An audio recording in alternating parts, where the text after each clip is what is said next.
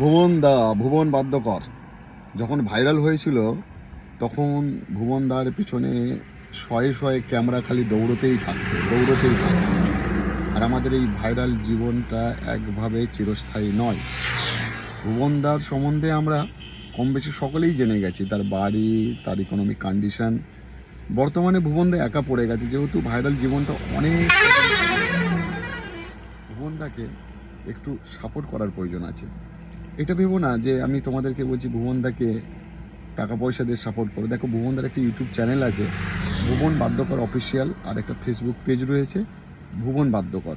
YouTube চ্যানেলটাকে তোমরা subscribe করে নিয়ে ভিডিওগুলো দেখো, বন্ধুদের সাথে শেয়ার করো। ফেসবুক পেজটাকেও সেরকম ফলো করে নাও, আর বেশি করে বন্ধুদের সাথে লাইক শেয়ার করে দিও। এতে হয়তো ভুবনদার আগামী দিন একটু ভালো হতে পারে। তো আমাদের এই ধরনের যদি ছোট ছোট কর্মে কোনো মানুষ সাহায্য পেয়ে থাকে, তাহলে আমরা আর করতে বাকি থাকবো কেন?